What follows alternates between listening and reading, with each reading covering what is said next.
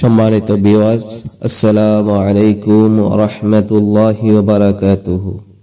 এই ভিডিওতে সূরা কাফ আয়াত 37 থেকে 46 পর্যন্ত তেলাওয়াত করা হয়েছে এবং সাথে বাংলা উচ্চারণ লেখা আছে। যারা আরবি পড়তে পারেন না, আরবিটা কানে শুনে বাংলাটা দেখে কোরআন পড়তে পারবেন। আর যারা কোরআনকে ভালোবাসেন তাহলে ভিডিওটা শেয়ার করে দিবেন। আপনার শেয়ারের মাধ্যমে অন্যরাও কোরআন শুনতে পারবে। এই আয়াতগুলোর মধ্যে বিশেষ করে আল্লাহ পাক কয়দিনে পৃথিবী সৃষ্টি করেছেন, সৃষ্টির উদ্দেশ্য বা কি, এই বিষয়গুলো নিয়ে আলোচনা করেছেন। এই বিষয়ে আমরা সংক্ষেপে আলোচনা করব। আল্লাহর কোরআন কি বলে আমরা সরাসরি কোরআন থেকে শুনবো। বিসমিল্লাহির রহমানির রহিম। وَكَمْ أَهْلَكْنَا قَبْلَهُمْ مِنْ قَرْنٍ هُمْ أَشَدُّ مِنْهُمْ بَطْشًا فَنَقَّبُوا فِي الْبِلَادِ هَلْ مِنْ مَحِيصٍ। আমি তাদের আগে বহু জাতিকে ধ্বংস করেছি, তারা ওদের চেয়ে অনেক বেশি শক্তিধর ছিল এবং তারা সারা দুনিয়ার দেশগুলো তন্ন তন্ন করে ঘুরেছে, অথচ তারা কি কোনো আশ্রয়স্থল পেয়েছিল?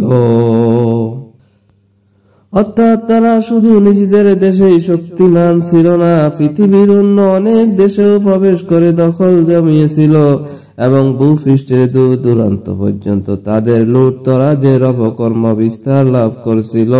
এরপরেও তারা যখন তাদের পতন এসেছে, আযাব এসেছে, তারা কোথাও কোনো আশ্রয়স্থল পায় নাই। যখন আল্লাহর পক্ষ থেকে তাদেরকে পাকড়াও করার সময় সমস্থিত হইল, তখন কি তাদের শক্তি তাদেরকে রক্ষা করতে সক্ষম হয়েছিল? পারে নাই। সুতরাং এই যে মক্কার কাফেরেরাও আপনার সাথে শত্রুতা করতেছে, হে নবী, তাও ভাবে না, কারণ তারা তো ওদের চেয়েও দুর্বল। ইন্না ফি যালিকা লাযিকরা লিমান কানা লাহু কলবুন আও আলকাস সামআ ওয়া হুয়া শাহীদ। যাদের হৃদয় আছে কিংবা যারা একাগ্র চিত্তে কথা শোনে, তাদের জন্য এই ইতিহাস অনেক শিক্ষা রয়েছে। যারা চিন্তা ভাবনা নিয়ে আল্লাহর কোরআন শুনে, তাদের জন্য এই আয়াতগুলোতে অনেক বড় শিক্ষা রয়েছে। সুবহানাল্লাহ। ওয়ালাকাদ খালাকনাস সামাওয়াতি ওয়াল আরদা ওয়া মা বাইনাহুমা ফি أيام وما مسنا من لغوب। আমি আকাশ ও পৃথিবী এবং তার মধ্যকার সকল জিনিসকে 6 দিনে সৃষ্টি করেছি, অথচ তাতে আমি ক্লান্ত হইনি। فأصبر على ما يقولون وسبح بحمد ربك قبل طلوع الشمس وقبل الغروب। কাজেই তারা যে সব কথা তৈরি করেছে তার উপর ধৈর্য ধারণ করো আর সিয়া প্রভুর প্রশংসা সহকারে গুণগান করতে থাকো সূর্যোদয় ও সূর্যাস্তের আগে। অর্থাৎ সকাল সন্ধ্যা আল্লাহর তাসবিহ পাঠ করো, অথবা এতে আসর ও ফজরের নামাজের মধ্যে তাগিদকে বোঝানো হয়েছে। وَمِنَ اللَّيْلِ فَسَبِّحْهُ وَأَدْبَارَ السُّجُودِ। আবার রাতে পুনরায় তার গুণগান করো এবং সিজদা দেওয়ার পরেও করো। فَتَهَجَّدْ بِهِ نَافِلَةً لَكَ। রাতে উঠে তাহাজ্জুদের নামাজ পড়ো, যা তোমার জন্য অতিরিক্ত নেকির কারণ হবে। সূরা বনী ইসরাঈলে বলা আছে। কেউ কেউ বলছেন মিরাজের পূর্বে মুসলিমদের জন্য শুধু ফজর ও আসরের নামাজ এবং নবী করিম সাল্লাল্লাহু আলাইহি ওয়াসাল্লামের জন্য তাহাজ্জুদের নামাজও ফরজ ছিল। অতঃপর মিরাজের রাত্রে 5 ওয়াক্ত নামাজ ফরজ করে দেওয়া হলো। এটা ইবনে কাসির বলছেন। অর্থাৎ আল্লাহর তাসবিহ পাঠ করো। কেউ কেউ এর থেকে সেই তাসবিহ সমূহ বুঝিয়েছে যা নবী করিম সাল্লাল্লাহু আলাইহি ওয়াসাল্লামের ফরজ নামাজের পর পড়ার তাগিদ করেছেন, যেমন 33 বার সুবহানাল্লাহ, 33 বার আলহামদুলিল্লাহ এবং 34 বার আল্লাহু আকবার ইত্যাদি পড়া। বুখারী আযানের অধ্যায়ে আছে বিষয়টা, কিন্তু এই তাসবিহগুলোর কথা এই সূরা অবতীর্ণ হওয়ার বহুকাল পর বলা হয়েছে। কেউ বলেছেন আদবারাস সুজুদ থেকে মাগরিবের পর 2 রাকাত সুন্নাতকে বোঝানো হয়েছে। সুতরাং আমরা তাসবিহ পাঠ করব, ফরজ নামাজের পর সুন্নাত নামাজও আদায় করব ইনশাআল্লাহ। واستمع يوم ينادي المنادي من مكان قريب। আর শোনো, সেই দিন আহ্বানকারী প্রত্যেক মানুষের নিকটস্থ স্থান থেকে আহ্বান করবে। অর্থাৎ ওহীর মাধ্যমে কিয়ামতের যে সব অবস্থার কথা বলা হচ্ছে সেগুলো মন দিয়ে শোনো। এই ঘোষণাকারী ইসরাফিল ফেরেশতা হবেন অথবা জিবরাইল। আর এই আহ্বান সেই আহ্বান যে আহ্বানে লোকেরা হাসরের মাঠে সমবেত হবে, অর্থাৎ দ্বিতীয় ফুৎকার।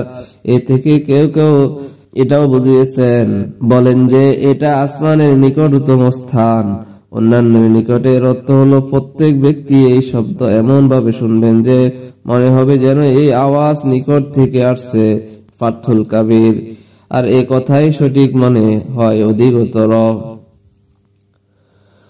ইয়াউমা ইয়াসমাউনা আস-সাইহাতা বিল হাক্কি যালিকা ইয়াউমুল খুরুজ।